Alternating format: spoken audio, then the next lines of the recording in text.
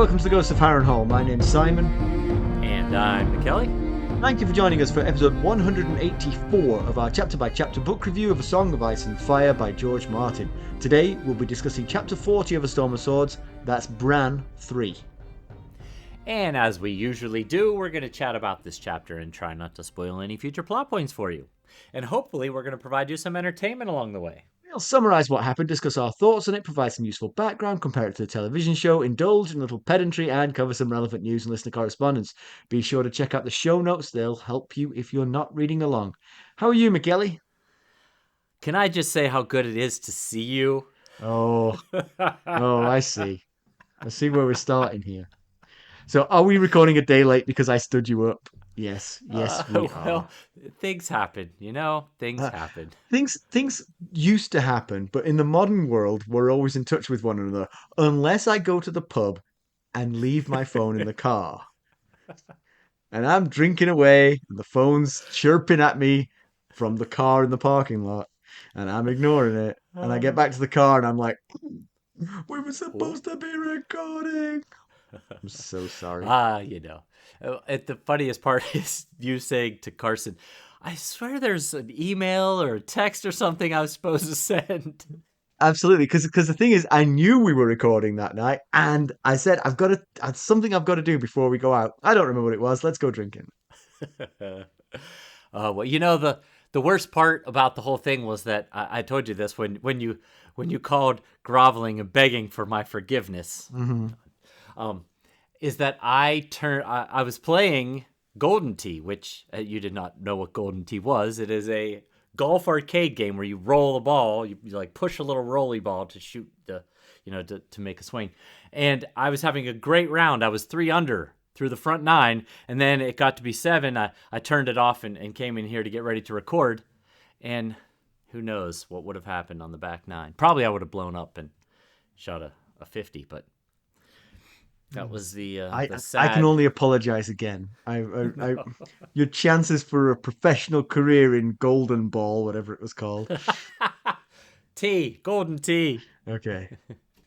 By the way, can I say that when we fire up the script for the episode and it says witty banter hyphen and then nothing, I always feel like it's quite a challenge. Here we are. Right. Let's be funny off the cuff. Right. Can we come up with anything interesting to talk about? Well, we just did a sustainer fireside chat. We did. Wild fireside chat, as they're called, which was very fun. And I discovered that I'd never told you that I started a fantasy novel. That's right. I don't know how. We've been friends for nearly 2 decades. Yeah. How has that never come up? That's weird. In fact, yeah. Those who aren't sustainers should become it just to see the look on Mackelly's face, the agogness of it. It was real, people. It was.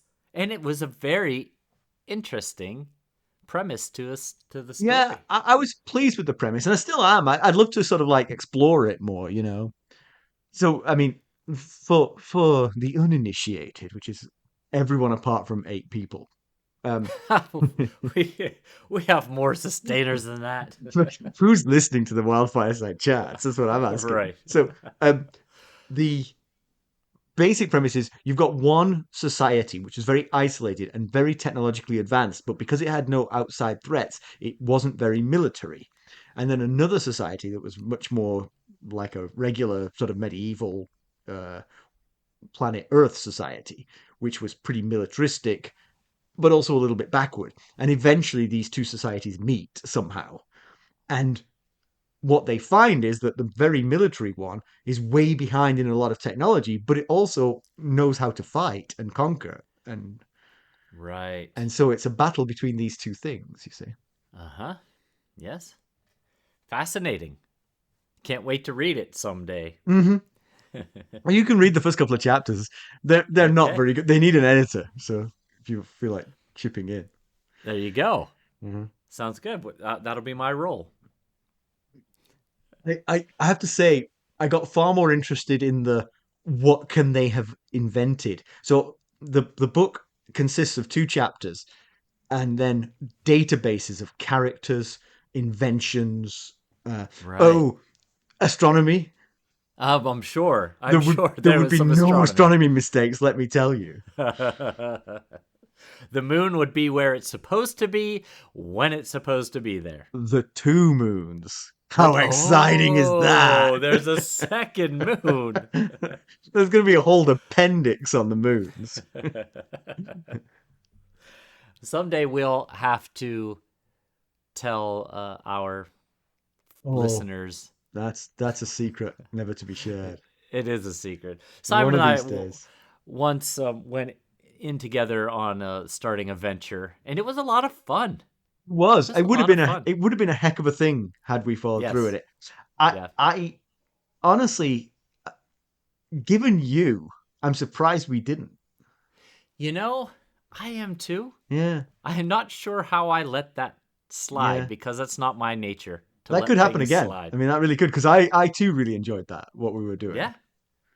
So that We, I, I'd be willing to dust it off. I still know where it is actually. I still have. oh, Oh yeah.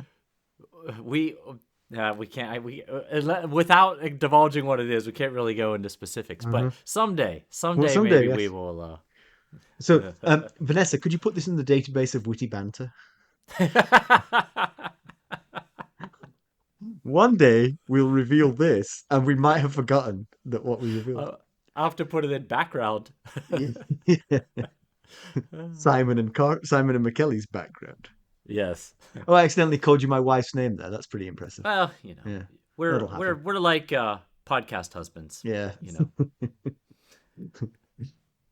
So Molly got her final level of driver's license today. Oh, It's exciting. called level 3 here in this neck of the woods. But because everything is so just out of whack these days, we had to drive an hour and a half to another town to the DMV because there were just no. We had to reserve this spot like probably 2 months in advance because in our area there just were no appointments out for Hmm. infinity. So we drive an hour and a half out of out of town, and she had one job. She had her license. She's had her license since this past summer. We're now into toward the end of March of the following year. She had to simply log 12 hours, 6 of which had to be at night. She's driven, I don't know, 100, maybe 100 hours. And as of last night, she still hadn't logged 12 hours. So she was, it was a fiasco trying to sort this all out. But, we got it all sorted out. And we get there and she's stressing over like, oh, what if the person finds an issue with my log? And, she was so worried and she was like, oh, and I'm going to have to take a driver's test. And we brought Stacy's car. I was like, why didn't you tell me that? We would have brought your car so you'd feel most comfortable in it. We get there and she's all nervous. She's like, Dad, my hands are numb. That's how nervous I am. And, she drove to the town so that she could, well, when we realized, when The she last hour mentioned and it, a half of her log done, presumably. yeah, she didn't even mention it to me that she thought she was going to have to take a driver's test. So it was like, Just in her defense, didn't that occur to you, McKelly? well, she already has her primary license. This was just to be able to drive after 9 p.m., basically. So Mm. I thought it would have already happened if she was going to have to do it. So we get there and we're sitting and waiting. She's super nervous. Our number gets called. We go up to the desk. The sweet lady behind the counter takes her log, never even glances at it, just puts it, I don't even know, she might have chucked it in the garbage can for all I know. And, then asks me to pay the fee for the new license. Molly has to sign some things, and off we go. And it was all this fret and worry for absolutely no reason, it turned out. I will say the way to do it is to, I mean, Molly is 16. She is? Yeah. Uh, just wait until you're 18. Because Lucas did Man. none of this stuff. Practice driving with me. And then when he was 18, he walked in there and did a 5-minute driving test and got a full license. No, no, Oh, you see. okay. Just that lack of ambition just paid off that time. All right.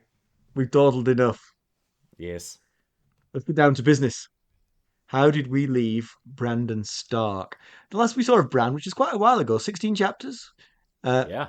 the Reeds, uh, Jojen and Meera, Hodor and Summer were continuing their journey from Winterfell north in search of the three-eyed crow.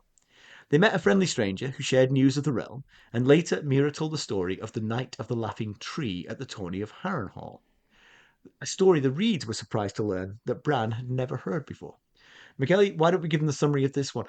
Can I just say, reading that, I had really forgotten that that was the last Bran chapter. I know, Yeah, I mean right? that was a long time. I mean, I can forget last chapter. Never mind, 16 chapters ago. 16 weeks ago is a long time. Exactly. Okay, so Bran, Hodor, Meera, Jojen, and Summer, same crew, come across a ruined tower sitting in the middle of a lake. An even more ruined village sits near the lakeshore. Bran explains that this area is part of the Gift, a region of the north owned by the Night's Watch. Jojen notices that the land is good, too good to be unoccupied. Bran says the people left because they were afraid of wildling raiders. Jojen announces that a bad storm is coming and they need to find shelter. There are no shelters in the village with a roof, so Bran suggests that they use the holdfast. The Reeds are confused. They don't have a boat. No worries. Bran knows from an Old Nan story, no less, what tower this is. Queen Alice Sand slept here once, and there's a causeway under the surface of the water that will lead them to it safely. Meera finds the start of the causeway and leads them safely to the tower, as Bran said it would. Inside the main door, the iron bars are rusted shut, preventing easy access to the tower. However, they use a murder hole above them to climb up and circumvent the bars. The top level of the tower has balconies to look out over the land below in all directions. Bran had hoped to see the wall from the top, but they're still too far away. Thinking of the wall, Bran asks Jojen how they're going to get past it when they do get there. Jojen's non-committal with his answer. Possibly one of the abandoned castles will give them their way through. Bran thinks they should go to Castle Black, but Jojen says it's too dangerous. It only takes one man with loose lips to sell them out to the Ironborn or to the Boltons. Jojen cuts the conversation off when he sees a man on horseback riding toward them in the distance. The man shelters from the rain in the ruins of an inn. Before long, the rain turns to thunder and lightning, which sends Hodor into a frenzy, shouting, "Hodor!" endlessly. One bright lightning flash shows that others have joined the man in the village. All are armed, but the rest seem to be on foot. Others with a small O, right? Yes, okay, Yes, yeah. good point. That's a designation you need to Yeah. make there. The storm continues to agitate Hodor to the point where the other it's everywhere. Once you've said it once, it just sprouts up everywhere. Where the rest of them are afraid that the people in the village will be alerted and come for them. When Hodor flings Meera aside, Bran reaches for the big man's legs while pleading with him to be quiet. Suddenly, Hodor goes silent. He sits against the wall, shaking his head. The Reeds don't understand what's happened, but Bran does. While reaching for Hodor, he reached him in a different way, the same way he does with Summer. For an instant, he was in Hodor's mind. It scares Bran as much as it confuses Hodor. Adding to it all, Jojen thought he saw a man pointing to the tower. With Hodor now quiet, Bran's concern turns towards Summer, who's out there in the storm with the people. He feels the direwolf's fear. When Bran opens his third eye, Summer is cringing in the brush. He can see and smell the humans. Among all the other scents, there's the sharp red stench of fear. Okay, well, huh. That's why we did a lot of witty banter. Yeah, I was gonna say, should we go back to the witty banter? Yeah, it just feels like Bran's chapters. I mean, we're only on Bran 3, so Yeah. there's only been 3 of them, but they've been pretty unproductive to this point in this book. It's it's starting to feel a bit like Arya had been in the Riverlands for a while. Yeah. Lots of travel, not much plot advancement. In Arya's case, of course, she went round and round the Riverlands, getting Right. closer and further away from Riverrun all the time. Yes. Now, of course, Arya was building toward meeting and learning about Beric Dondarrion. Bran is building toward something as well. Obviously, we're hoping he's building toward a meeting with the three-eyed crow, but Right. that seems like it's still pretty far away, as they're still on the southern side of the wall and still got a ways to go before they get to that. Even Yeah. Yeah. maybe it's the talk of uncertainty about when they reach the wall that could be a candidate for maybe what we're building toward, or Yeah. some I mean, big action obviously, point. that is a significant challenge for them. I mean, I think for someone very keen to get through the wall, there are ways, but when they abandon the castles, they probably make it difficult for people to go through the wall at those Right. points. Maybe they can Yes. find somewhere where there's still a ladder up to the wall from the fort or castle, and so they can get to the Yeah. top of the wall. But then, how are you getting down from there? Right. We saw in that John chapter, it wasn't a walk in the park No. getting up, or that's No. 700 feet down an ice wall. So Yes. yeah, that's going to be a problem. Yeah. Yeah. Where are Well, they, Mackelly? where are they? Yeah. They've come a long way. I'll Right. give them that. There's definitely been a lot of travel. So this tower is in the northern part of the new gift, which is getting close. So there's the two gifts that make up the gift. There's Brandon's gift, which is 25 leagues south of the wall. Yeah. From the Then wall to from the 25 wall leagues south. south, Right. 25. Yes. Then there's the new gift which Queen Alysanne convinced her husband to give the Night's Watch, which is 25 leagues south of that. Right. Okay. So the line that makes Brandon's gift, they doubled basically. So So now they're they have near the 50 line. leagues. They're near the line, Right. yes. And I will say, Bran is likely wrong. He's a young boy, so him saying things that are exaggerated are not unheard of. But he says he had hoped to see the wall from the top of the tower, and then he says out loud, I think, that was stupid. We're way too far away. We're still probably 50 leagues away. But based on the map anyway, they look closer. They look like they're nearing the northern part of the new gift, which means they're closing in on Brandon's gift, which is only 25 leagues away. So at most, they're maybe 30 leagues or so Okay. south of the wall. So, So a league is about 3.5 miles, as I understand it. okay. So Okay. they're It's good to know. 75, 80 miles from the wall. I wonder how close you have to be to the wall to see it. I mean, 80 Yeah. miles sounds like too much, but from the top of a tower 80 miles away, eh, still too Yeah. much. But I guess curvature of the earth and all, right? Is yeah, yeah, that yeah. But I'm betting from 30 miles away you could see it. right? Yeah, Yeah. interesting. It is. Yeah, Hmm. if you look at where they've come since they left Winterfell, especially being that they're on foot, they have traveled a Yeah, yeah, yeah. significant distance. Hodor must be just muscle bound, hoarded. You know. So it's noteworthy to me that the land is so empty and they think that the natives have been chased off by wildling raiders. But I wonder if that's realistic. I mean, we've just said that they're 70 something miles south of the wall. How many Right. wildling raiders would you find this That distance? far south. Right. I Yeah, mean, it's especially since a lot of the Wildly Raiders would be on foot. right. I mean, and what are they raiding for? I mean, presumably they want food and slaves or something. Right. Steal the daughters of Yeah, as but a the long way to women. come. I mean, you've climbed that wall and now you're going to schlep a 150-mile round trip. Right. And then climb back over with an unwilling participant. Right. Right, Well, I guess at some point when the captives are halfway up the wall, they probably stop fighting at They that probably, point. yeah, self-interest kicks in. Yes. Right, yes. Okay, okay, okay. I'm It, coming. I'm it just coming. it just seems like an inordinate amount of work for the Wildling Raiders to put in. I mean, uh, That's yeah, right.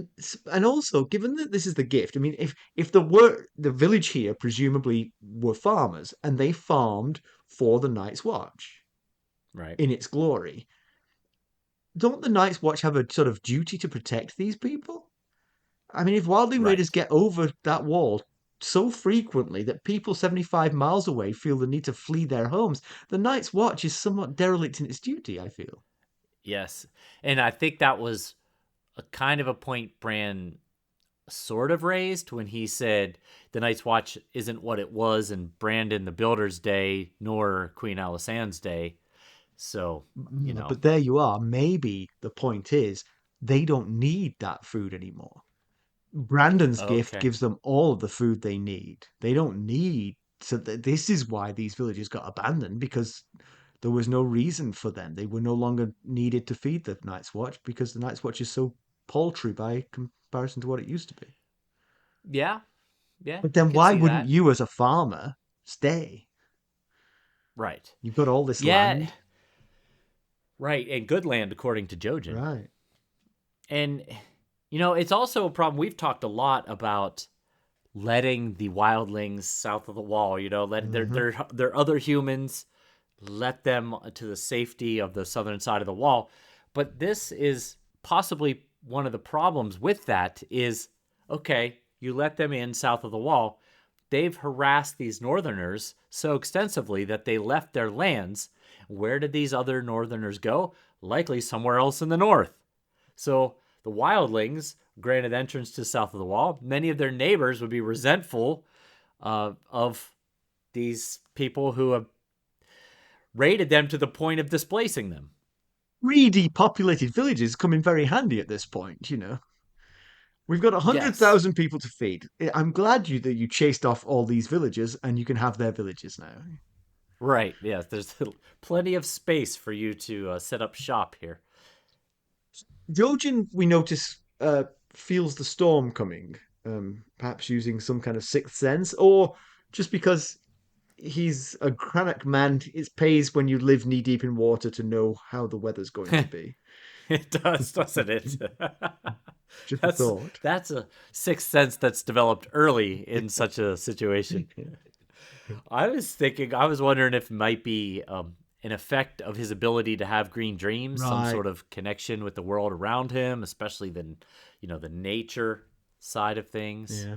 I don't know, but Brand put it as listening to music that only he could hear when he went silent and then said, "There's a storm coming. It's bad. We got to find shelter." Right.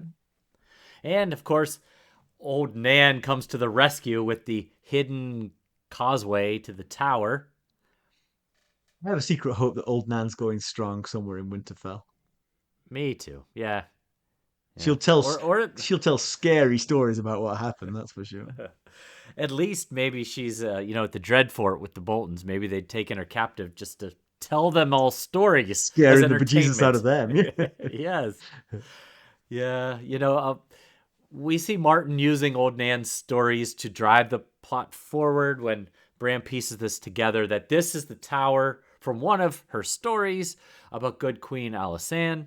And it just, this part just reminded me of how often the Stark kids and Jon relate what they're experiencing to what they grew up hearing from Old Nan. Yeah.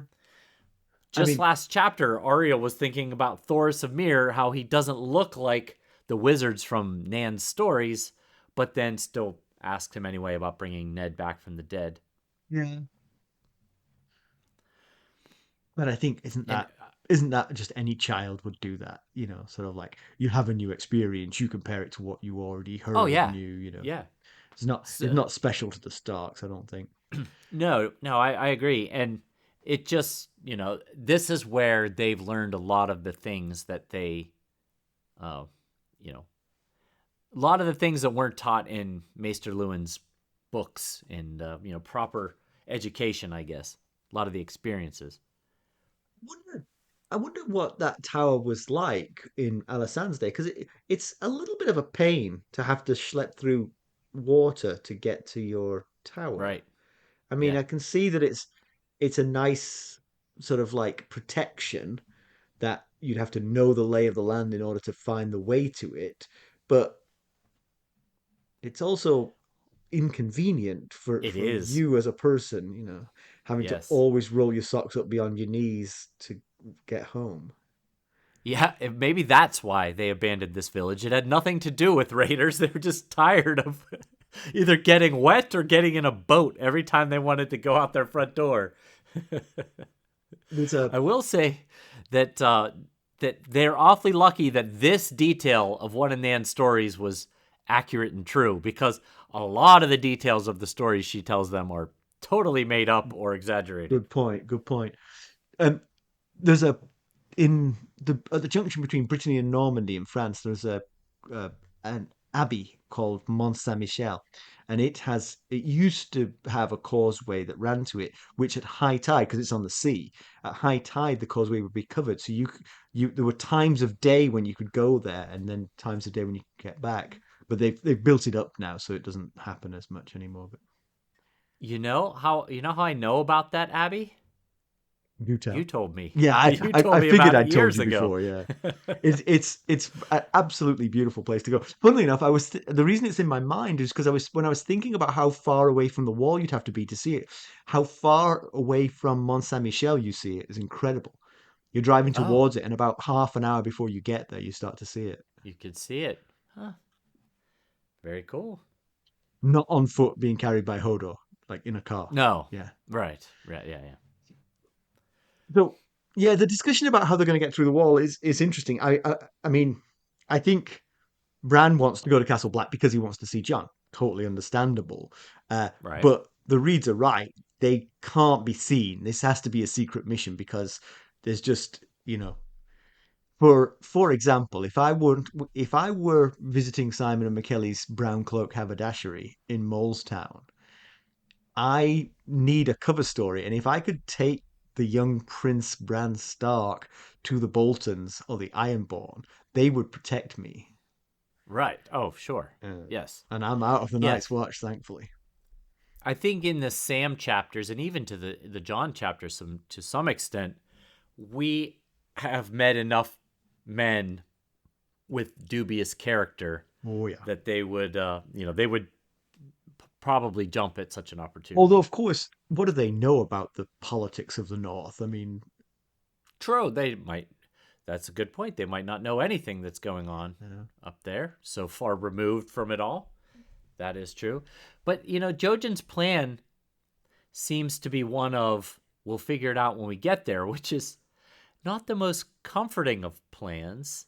I mean, his thought is, well, one of the empty castles might be the thing that gives us the access we need, and the castles aren't that close together. If they have to go castle to castle looking for some secret way through, yeah, or any way through, that could be quite an issue. yeah. I mean, presumably the blockage of the paths through is primarily from north to south, but they can't make the passage from south to north so easy that anyone walking by could leave the gate open. Right. Yes. And Meera says, Bran says that his uncle Benjen told him that when the castles are abandoned, the gates are sealed with ice and stone. And Meera says, well, then we'll just have to open them again. And I thought, sure, why didn't the wildlings just think of that? Well, we'll but just but the ice and stone knock is some on of that this ice and side of the stone away. door. The ice and stone's on this side of the door. They can't move that stuff. If you're on the south side, you can move the ice and stone away. Oh, I see. I was thinking they maybe collapsed the Yeah, if they've tunnels. done that, then that's a lifetime's work. I mean, the Right, wall right. has got to Yes, be yeah. super thick at the bottom. I mean, it's going to take forever if that Yes. thing. Yeah, Well, and Brand has a smart response when she says that. He thinks we shouldn't do that. Bad things might come through the other side. And right. under normal circumstances, the bad things might just be the wildlings. But we know right now there's a lot worse things in the north than just the wildlings these Amen. days. But it's really bad timing to go to Castle Black in hopes of seeing Benjen and Jon, because neither of them are there right now. Right. And he knows that. He was told, he reminds us in this chapter that he was in Winterfell when Tyrion's Night's Watch escort came to Winterfell, and they told Robb and Bran about Benjen Vengeance having gone absence. missing. Yeah. Yes, but he figures he must have turned up by Right. now. Of course, in an odd twist of fate, we know Jon's just crossed back over to the south side of the wall. So really, uh, Bran has a better chance of running into Jon on his way to the wall than, Right. actually at Castle Black. So, So then things take a turn as this group of people arrive. One is mounted, the rest are on foot. They have axes and spears. Bran thinks, perhaps wishfully, that they could be Knots, Norries, Flints, some of these northern mountain clans that got mentioned last time. right. The Littles, what he met a little last time. He met a little man. Yeah. So I'm curious as to who this group is because obviously one of the fears that they have is it's a group looking for them. Right. They've been trying to evade capture, but then also it could be a wild. I mean, they were saying, this village was depopulated by wildlings raids, so it could be a group of wildlings. Oh, yeah, that is true. Who do you think it Yeah, is? well, so you're right.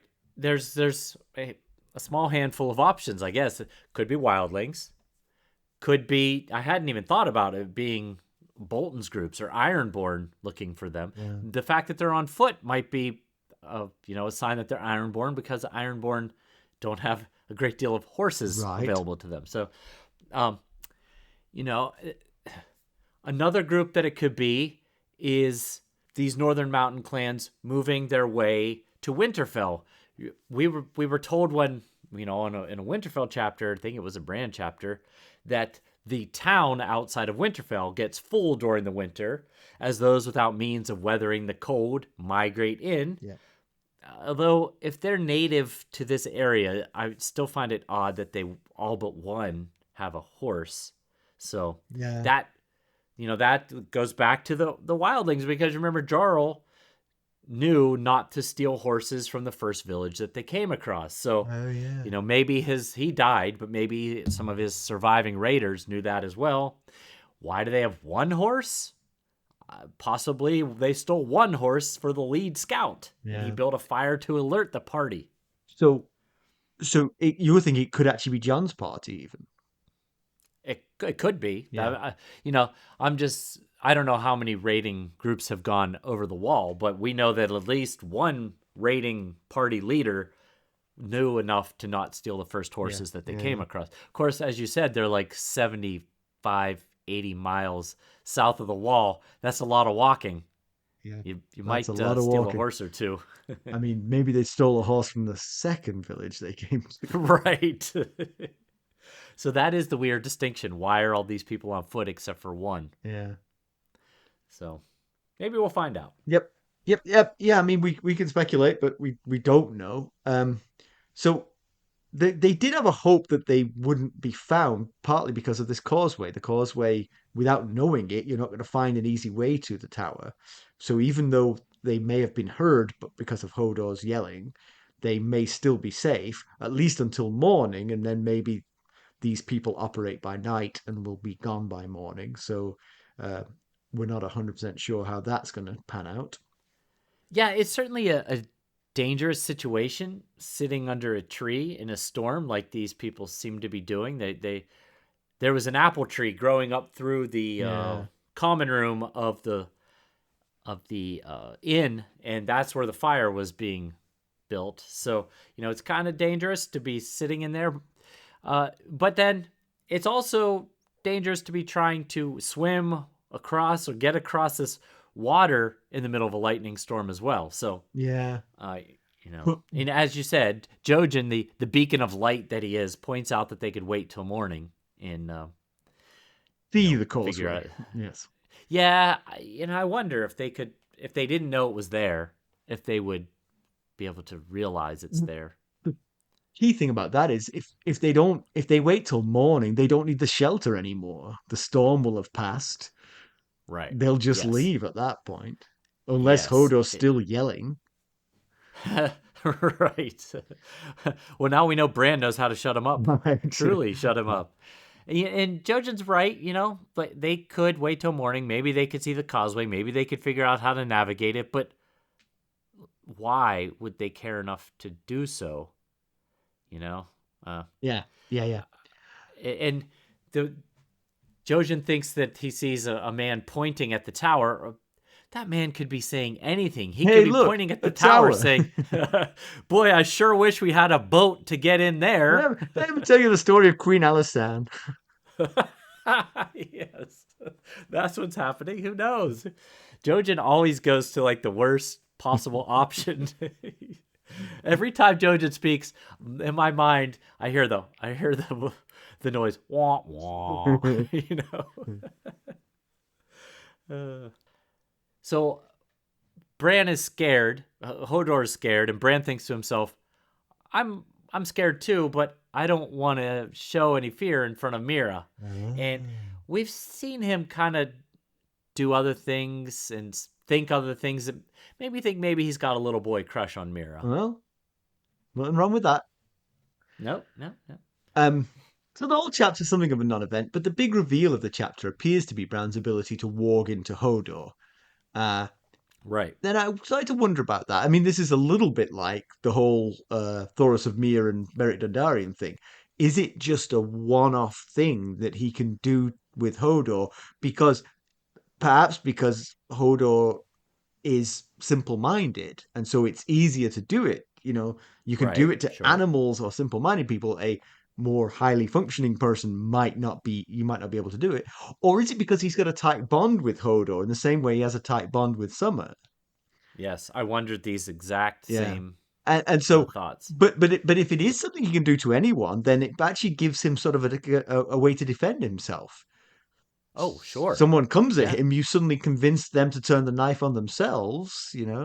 right. Yeah, there's a show called, oh, what was it called? It was It's a a good name. Marvel. What was that? Oh, what was It it was called?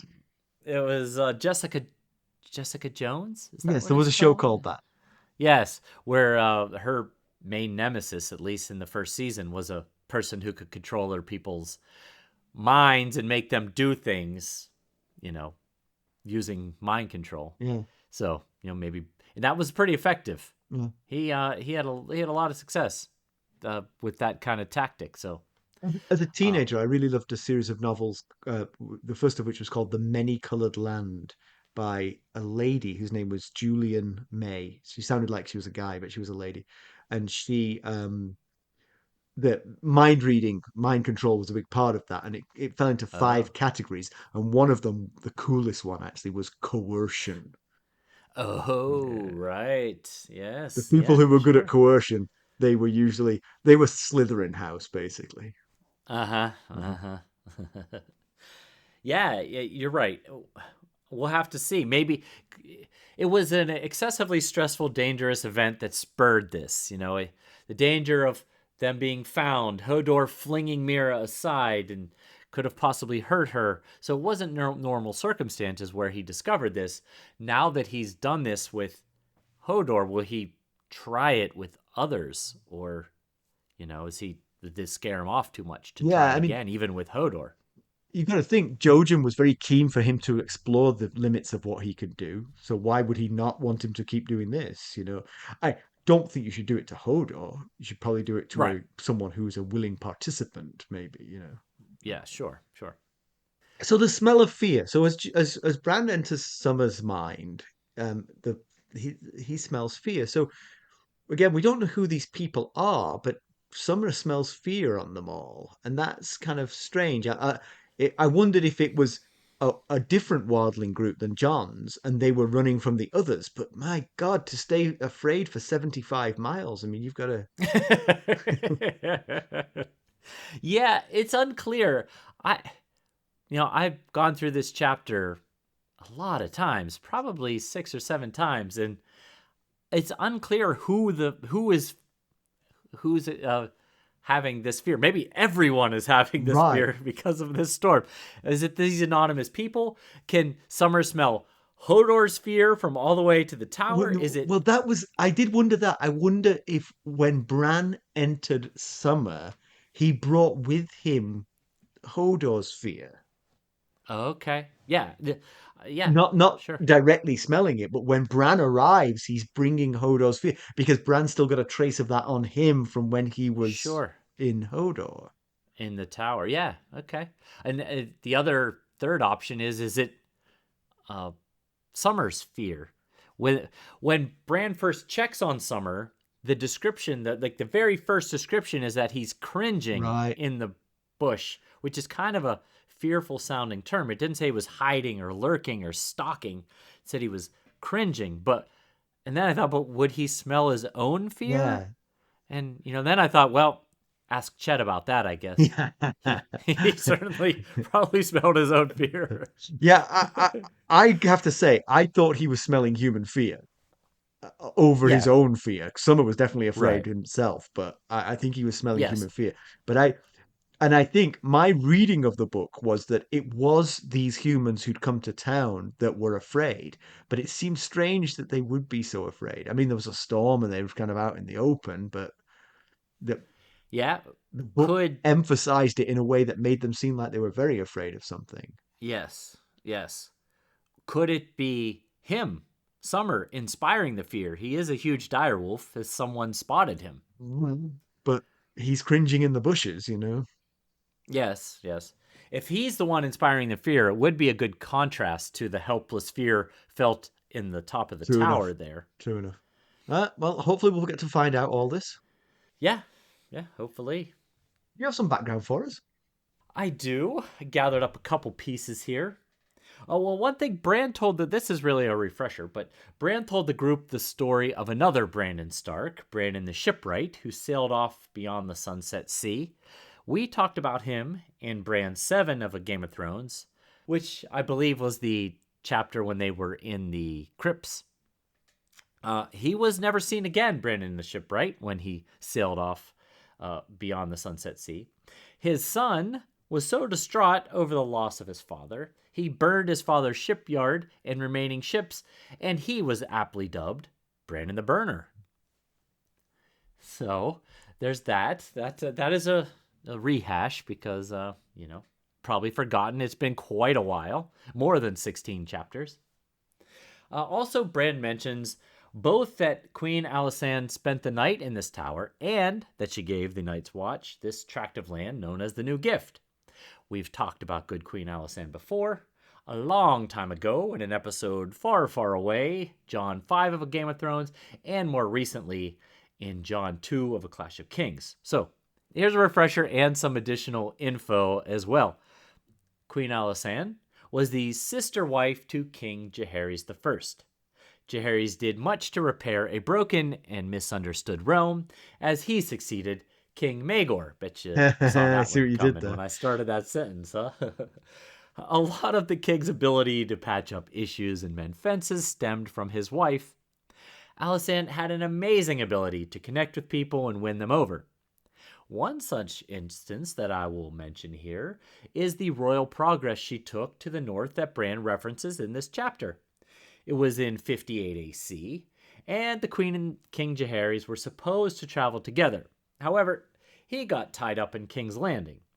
Fearing that Lord Alaric Stark might take offense if they delayed, Alysanne started the journey alone with the plan that the king would catch up when he could. Traveling on the back of her dragon Silverwing, she stopped first in White Harbor. There, she held a Southern-style woman's court in Lord Manderley's hall, where more than 200 women and girls gathered to share their thoughts, concerns, and grievances with the queen.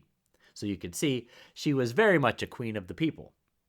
We'll probably dig more into the gift in an upcoming chapter where the land comes into focus yet again. Well, thank you for that. Apart with the Certainly. television show, this is broadly in place. The tower was just a village windmill, really. They didn't have the Queen Alysanne story. Um, Okay. I Rickon and vaguely remember Osha that. are still present as part of this group. And so Right. there are two direwolves outside. Uh, Jojen at one point beseeches Bran to silence Hodor. So Bran does in the way he does in the book. So it's kind of like Jojen encouraged it, it seemed. Okay. It's not like Bran had any special power over Hodor other than what he did, you know. But Jojen asks Right. Bran to shut him up. Uh, Okay. Bran in the show is not quite as far along in the voluntary warging. So this was a big event in the show because he hadn't voluntarily warged into Summer at this point. Hodor was the Oh, first to get warged. Yeah. wow. That's a He big he'd done it difference. in his dreams, but never voluntarily. Uh, they are in some danger from the outsiders, so Bran applies his newfound skill to then just communicate with the wolves. Um, and then what happens after that, I will leave because it might get into spoileriness. I'm not sure where the story heads from here. So, Okay. Good stuff. uh, pedantry corner, you have something. I do. And as always, I couch my pedantry by saying this is a minor bit of pedantry. You If get if so if there were whole you get gaping plot points, the book would have wouldn't be a great book. They're all going to be minor. That's right. It's just a little thing, but so we know in order to get from the land over to the tower, they had to take the causeway, where the description of their trip across the causeway says that the reeds got up to chest high into the lake, and Hodor got up to waist high while crossing the lake. Uh, but there's no mention once they get into the tower of them being soaked or cold, and twice Bran mentions being cold, but he's the only one who, as best I can tell, would have stayed dry. The only bit So of him that might have got wet is the bit that doesn't have any feeling anyway. right. So there was no mention of them like trying to hang out, dry out their clothes, or them sopping around or anything. And when they're up on the top of the tower was one of the times when Bran mentions being cold. And the description also says the wind was whipping so much that it flipped his cloak up and his cloak was Right. flapping behind him. So it was cold and windy and they're soaked. And they're pretty far north. And winter is Yes. coming, right? Yes, yes. And the very first paragraph of the chapter says that they kind of the scene was being set by Bran's mind, and it was a nice day and almost warm. Uh-huh. But almost warm means still cold. And then the rain and the wind starts, which would make you even more cold. So I just thought, why aren't they sopping around or trying to wring their clothes out or something while they're up here? I rock solid, can't argue. Well, thank you. How about some news and notes? Well, the first thing that we wanted to mention is that we have two new Buy Me a Coffee Lord Paramount sustainers. Oh, all hail. Uh, that's right. Bobby and Trevor, thank you so much for your Yeah, support. much We very appreciated. much look forward to interacting with you on our live video chats and all the other ways that we interact with our sustainers. So, yeah, we very, very happy to have you on Yeah, board. thank you guys. Nice to meet you. So we mentioned last week artist Ertak Ultinos, who posted a beautiful Winds of Winter book cover on social media last week. And this time he's provided another beautiful cover, this time for A Dream of A Spring. Dream of Spring. You always have to help me with these. Um, we've posted it on our socials. Yes, yes. Is They're very beautiful. Excellent. Now, unfortunately, him posting this one of A Dream of Spring does hurt the mystery of whether the Winds of Winter book cover was, you know, like a leak, that this was actually about to come out and this is what the book cover was going to look like. Because I don't think A Dream of Spring is about to come out. Oh no, So but they may have chosen the book cover for it. maybe, possibly. Also, Game of Thrones alum Lena Headey, who played Cersei, of course, in a Game of Thrones, is set to star in a new Netflix Western show called The Abandons. The show was created by Kurt Sutter, who, as just a quick aside, he also created a show that I was very fond of called The Sons of Anarchy, which I don't know if you'd ever seen before, but is a really great show about a motorcycle gang in California. You talked to me about Anyway, it. I've never seen it. yes, that's usually how my recommendations go. Uh, I talk to you oh yeah, about them and you never. That's how most of my recommendations go. that's something else you have in common with my wife. Well, anyway, Kurt Sutter is going to act as executive producer and showrunner. The story is set in the 1850s in Oregon. Heidi will play a character named Fiona, who is a strong, devout matriarch who is unable to have children and so adopts 4 orphans and creates her own family. Netflix gave the show a 10-episode order back in October of 2022, so we've got that to look forward to. Yeah, I'll watch that because I love Lena Headey. Me too. I think she's amazing, and I'll watch anything she's in. I agree. I don't think I've ever seen anything with her in it that I didn't enjoy. Did you watch the Judge Dredd film with her? I guess I did. Yeah, was it the Stallone one or after Yeah, that? I after can't that, it was remember. the guy. It was a guy from Lord of the Rings. It was one of the Australian, New Zealand. I group those Right. guys together. Viggo Mortensen? Uh, Is it him? I think he was Aomer, uh, Oh, okay. Yeah. that guy. Yeah, I did see the later version of Judge Dredd. I don't remember a lot about it, but I believe I did see it.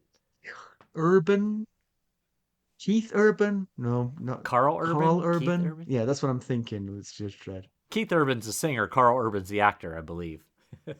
Tomato, tomato. I could have it wrong entirely. So, as mentioned, we will be having a live Lord Paramount Sustainer video chat coming up. We hope that they can all join us for that. We always enjoy those. It's fun to talk to We them, sure do. and It's so much fun. it definitely is. And finally, just please keep rating and reviewing us where you can, especially on Apple Podcasts and Spotify. It really does help us out immensely, and we are greatly appreciative for such things. Well, let's draw a line under this one. So Bran and Co have come a long way from Winterfell, but they've still got a long way to go, even to get to the wall. And then the Right. considerable challenge of getting to the other side of the wall, and then who knows how far the other side of the wall. Yeah, the 700-foot vertical climb and then 700-foot descent might take as long to figure out how to navigate that as it did to walk from Winterfell to the Right, wall. sure enough. Although the descent could happen really fast Yes, if a long things go time to wrong. plan, not very long to execute. Right. Yeah, I mean, it's hopefully somebody's going to fall into their laps because there's no obvious way to theorize how to do this. Because, like you said, if they've Agreed. collapsed those tunnels, then it's. But I have a recollection. Help me along here.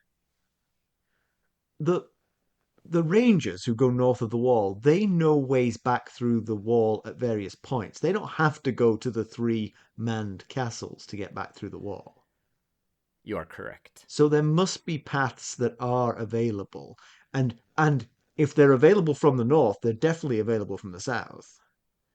That's true. Although they're probably not easy to find, or rangers or wildlings might have But uncovered them by again, now. you only have to make them hard to find from the north. You could have a Well, big yeah, except flashing for sign saying, "Enter here" in the south. except for raiders coming back from the south over the wall to the northern side They to could get leave like a back. trail of breadcrumbs. Right. Bring the "Enter here" sign through with them, put it on the other side. Yeah.